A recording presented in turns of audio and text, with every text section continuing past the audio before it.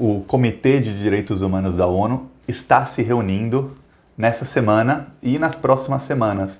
Desde o dia 2 de março, eles estão em reunião e vai até o dia 25 de março. E o Lula está na Suíça, que é onde eles se reúnem. Eu vou falar já o que o Lula foi fazer na Suíça, mas antes, se você é Lula livre, se você é a favor da liberdade plena do Lula, se inscreve no canal, curte esse vídeo, vamos aqui lutar por isso juntos. Aqui a gente lutou por Lula livre, eu falei, Lula vai ser solto, foi. Agora vamos lutar pela liberdade plena dele, pela suspeição do Sérgio Moro e para que a ONU finalmente, um processo que já dura 4 anos, a ONU finalmente declare o Lula como ele foi preso político, que o Brasil cometeu crimes contra o Lula, o governo brasileiro, o Estado brasileiro.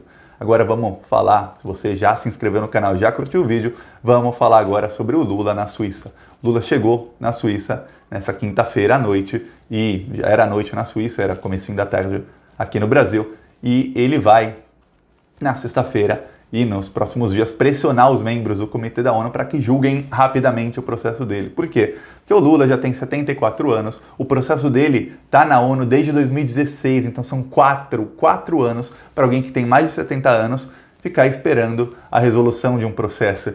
E tem gente que fala que a justiça brasileira que é lenta, né? Olha essa justiça da ONU. E o processo do Lula talvez já tivesse acabado. Muita gente não sabe disso, isso foi pouquíssimo noticiado na mídia. O processo do Lula foi retardado pelo governo Bolsonaro em 2019. Em fevereiro do ano passado, o governo Bolsonaro enviou uma série de documentos que não foram pedidos pela ONU, uma série de documentos, para eles analisarem, para embolar o caso. E aí demorou, e isso embolou o caso. Senão, já teria sido julgado provavelmente no meio do ano passado. Então foi o governo Bolsonaro, como sempre, eles estão contra a verdade, eles com medo do Lula, eles atrasando o processo do Lula. Então o Lula está lá em Genebra e ele vai falar são 18 membros do comitê, nenhum membro é brasileiro, são todos juristas renomados, tem gente que já foi membro de Suprema Corte de países, gente que foi presidente da Suprema Corte de alguns países, gente que é professor de direito na Harvard ou em outras universidades famosas do mundo inteiro, são juristas muito renomados do mundo inteiro, e o Lula vai lá tentar falar com alguns para falar, julga aí mais rápido, que eu já tenho 74 anos, estou esperando faz 4 anos, tá na hora, né? Passou da hora de julgarem e falar que o Sérgio Moro cometeu crimes. E a ONU falando isso, a gente sabe que não sai na Globo, mas pelo menos a gente aqui divulga, a gente vai compartilhar isso para que todo mundo saiba, porque a ONU mostrando que o Sérgio Moro cometeu crimes, aí não tem que o governo brasileiro falar. A ONU está muito acima do Brasil. A gente sabe que os bolsonaristas tentam descreditar a ONU, falar que a ONU é de esquerda. A ONU tem 192, 193 países, se não me engano, são mais de 190. Falar que todos eles são de esquerda, falar que os 18 membros do Comitê de Juristas Renomados do mundo inteiro são todos de esquerda, é de uma idiotice sem fim, assim, tem que ser gado, assim, daqueles que tem cabreço, que tem até um negócio aqui pro Bolsonaro falar, ei, vai gado, vamos gado, porque tem que ser muito gado para achar que a ONU é parcial a favor do Lula. Não, a ONU vai ser imparcial e vamos esperar para que a ONU finalmente faça isso. E o Lula disse que ele vai lá, ele deu entrevista para um canal de TV, para um canal de suíço, e aí perguntaram para ele, mesmo se o governo brasileiro não atendeu o que a ONU está falando, de que valeu esse processo, Lula? E o Lula fala, valeu para mostrar a verdade. A briga boa é a briga justa, é a briga pela verdade. E eu quero mostrar a verdade para as pessoas que eu fui perseguido. Porque muita gente, a gente sabe, que não acredita, mas quando a ONU falar, muita gente que acha que o Sérgio Moro não perseguiu o Lula, talvez com a ONU falando, eles mudem de opinião, eeles finalmente deem o braço a torcer. Porque tá feia a coisa. E tem uma coisa, saiu nos últimos dias provas, a Polícia Federal fez uma perícia e disse que as provas contra o Lula usadas num dos processos, aquela lista do Odebrecht, o sistema do Odebrecht foi adulterado e que a Odebrecht teve um ano para adulterar esse sistema da Odebrecht e colocar e retirar nomes do sistema. É aquele sistema onde falava que o Lula é o amigo da lista do Odebrecht. Lembra disso? Saiu em todos os jornais, foi capa da Veja, capa da Folha, do Estadão. Jovem Pan era o dia inteiro só falando disso. Pois bem, esse sistema foi adulterado. O sistema original que estava na Suíça, A Odebrecht teve acesso a esse sistema, pegou o sistema, e a Odebrecht ficou um ano ali adulterando o sistema. É quando a gente lembra que a Odebrecht pagou 1,5 bilhão de reais para que 77 executivos da Odebrecht combinassem os depoimentos para que eles fizessem delações premiadas, para que nenhum deles fosse preso e para que eles tivessem penas diminuídas pelo Sérgio Moro e para que eles ficassem todos soltos aproveitando o dinheiro da corrupção que eles roubaram ali, a Odebrecht. Quando a gente lembra disso, pagaram executivos e adulteraram a prova. Ficou clara pela perícia da PF que eles adulteraram as provas desse sistema. Não se sabe o que adulteraram.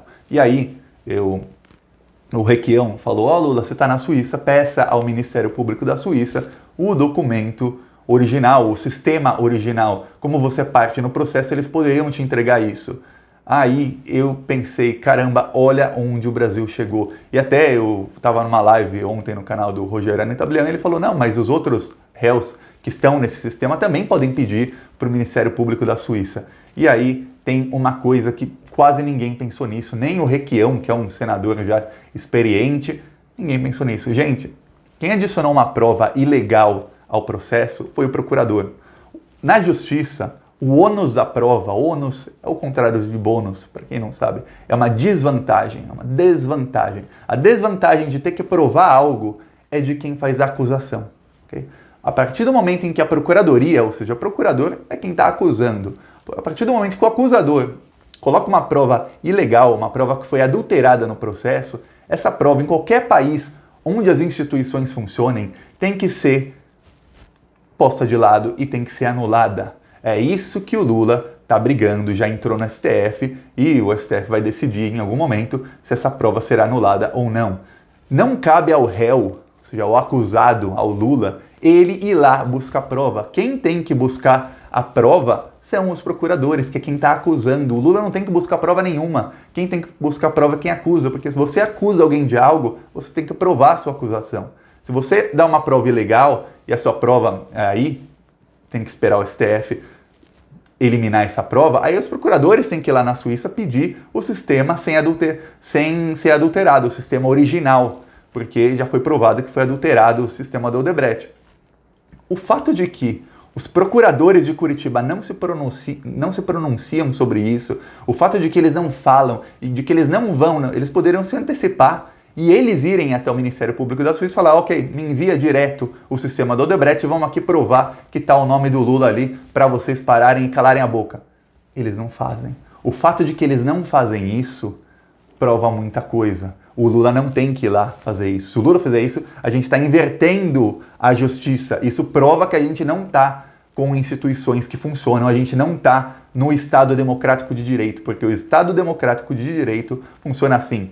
Você me acusa, você tem que provar que eu, Thiago, fiz o que você acusou. Eu não tenho que provar que eu sou inocente, a não ser que você mostre uma prova. Aí eu tenho que provar que a sua prova não vale nada. Se a sua prova é ilegal, se a sua prova não vale nada, eu não tenho que provar nada. Você é inocente até que se prove o contrário. Se o Lula for lá tentar no Ministério Público da Justiça, eu nem acho que eles vão dar acesso a esse sistema para o Lula. Não há, eu duvido. Mas se o Lula for lá pedir isso, a gente está invertendo isso de que você é inocente até que se prova o contrário. Não, no caso do Lula, ele é culpado até que ele prove o contrário. Não, é por isso que o Lula não vai lá fazer isso. Eu acredito que não vá. Se ele for, ok, mas eu acredito que ele não vá lá e não deva ir lá, provavelmente não irá. E quem tem que ir lá são os procuradores. O Lula entrou já no STF, só que tem uma coisa, esse sistema, para vocês terem ideia, isso é um caso antigo. O Lula ficou quase 4 anos, a defesa do Lula pediu para o Sérgio Moro, depois pediu para a segunda instância, depois para o STJ e para o STF, para ter acesso a esse sistema da Odebrecht. E todos eles falaram não. Não deixaram. Por que não deixaram? Porque está adulterado. Porque eles sabem que está adulterado. A gente sabe qual era o esqueminha da Lava Jato de fazer delações premiadas com delatores milionários que roubaram milhões. E aí sempre o advogado deles era sócio da esposa do Sérgio Moro. Sempre era o mesmo advogado, e esse advogado recebia milhões e milhões e milhões. Ele é sócio da Rosângela Moro, da esposa do juiz, e aí o juiz homologava os acordos de delação premiada, e aí executivos que roubaram milhões e milhões e milhões, que participaram de um saqueamento do Brasil, saquearam o país, roubaram bilhões juntos, e aí todos estão soltos. Não tem um desses executivos do Odebrecht que está preso. Roubaram bilhões, estão todos soltos por um juiz chamado Sérgio Moro. E a Odebrecht pagou média de 20 milhões para cada um, 1,5 bilhão para 77 pessoas, da média de 19 milhões, 19 e alguma coisa para cada um, para eles combinarem os depoimentos, assim seriam todos soltos, todos estão lá vivendo a vida boa. E enquanto isso, o Lula tem que ir lá para a Suíça para pedir para o comitê, para falar, julga logo, porque eu já tenho 74 anos e eu quero esse resultado logo, são 4 anos para julgar isso aqui. Olha só como as coisas no Brasil. Quem diz que as instituições ainda funcionam 100%, talvez esteja errado. Porque só o fato de um senador e tantas outras pessoas acharem normal que o réu tenha que provar que é inocente, em vez do acusador ir lá buscar a prova, já mostra que na nossa cabeça já está normal, já está banalizado o fato de que as instituições não funcionam no Brasil. O fato de que o Lula é perseguido pela justiça, que há o lawfare, que eles falam tanto, que é a perseguição por meios jurídicos de alguém, para você acabar com a vida da pessoa, metendo processos na pessoa, e prova que isso realmente acontece, porque tá banal pra gente. A gente fala, não, o Lula tem que provar que é inocente, não eles provarem que ele é culpado. Ah, a prova é ilegal? Vai lá, Lula, pega você a prova. Não.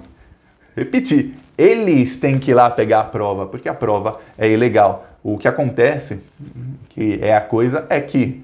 E aí, a gente lembra da morte do Teório Zavascki, eu vou fazer vídeo sobre a morte do Teório Zavascki nos próximos dias, viu?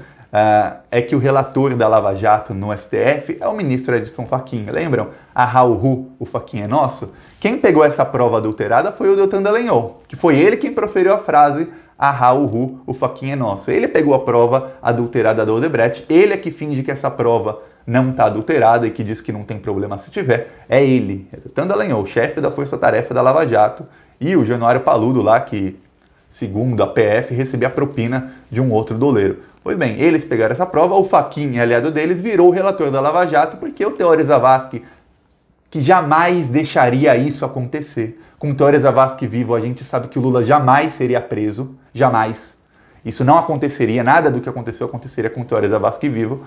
O Teório Zavascki ele morreu, muitos acham que foi assassinado, ele estava num avião incaível e o avião caiu, pois bem... É considerado incaível o avião que ele estava. E caiu. E aí, caiu tantos ministros, caiu justo no Raul, Fachin é nossa relatoria. Então, quando o Lula faz pedidos no STF, o que acontece?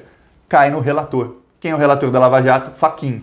E aí o que acontece? Fachin nega todos os pedidos do Lula, porque Fachin, Fux e Barroso, eles perderam completamente a vergonha na cara, a máscara deles já caiu, eles não têm vergonha nenhuma na cara de serem parciais, não tem. Os outros ainda têm alguma vergonha, você vê que eles ainda, os lavajatistas, os outros, eles ainda estão meio acanhados assim, mas esses três não têm vergonha nenhuma na cara. E o que acontece?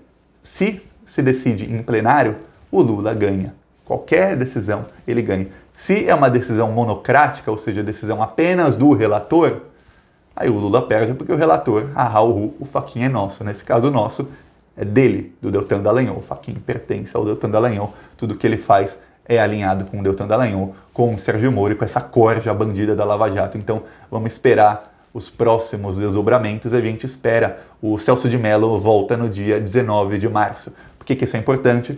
Porque... com o Celso de Mello, serão 5 ministros já na segunda turma, dos quais 3 não são lavajatistas, os outros 2 são o Fachin e a bruxa lá, a Carmen Lúcia, e eles vão poder votar finalmente a suspeição do Sérgio Moro. Não podia ser votado até agora, porque o Celso de Mello fez uma cirurgia no quadril e ele estava ausente, então só tinham 4, e aí daria empate, porque o Fachin e a Carmen Lúcia já votaram contra o Lula. O Gilmar Mendes e o Lewandowski já adiantaram o voto, dizendo que vão votar a favor da suspeição do Moro, a favor do Lula livre 100%. E falta o voto do Celso de Mello, mas o Celso de Mello Todas as declarações dele são no sentido de que ele vai também votar pela suspeição do Sérgio Moro. Todas as declarações, inclusive quando o Bolsonaro faz uma coisa, é o Celso de Mello que vai lá, ele é o único com coragem que vai lá repreender. Então, vamos esperar aí para o STF que eles pautem para as próximas semanas a suspeição do Moro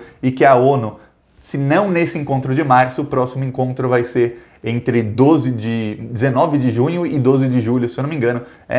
Entre junho e julho vai ter o próximo encontro do Comitê da ONU e o outro vai ser em 12 de outubro até o começo de novembro. Num desses dois encontros vamos esperar que eles finalmente julguem que o Lula foi um preso político pra gente esfregar isso assim, esfregar na cara do gado bolsominion e de todos esses 42 milhões que não foram votar porque são antipetistas e falar, tá vendo, 42 milhões de antas, vocês ajudaram a eleger o Bolsonaro, porque se 10 milhões de vocês, um quarto de vocês, tivesse votado no PT e não votaram porque foram manipulados, o Bolsonaro não era o presidente hoje. Então, é isso, essa situação em que estamos. Se você gostou do vídeo, se você é Lula livre, se inscreve no canal. Se não curtiu o vídeo ainda, curte o vídeo e vamos pra cima deles, vamos lutar por Lula livre, plenamente livre, e vamos lutar por fora Bolsonaro. É isso, falou.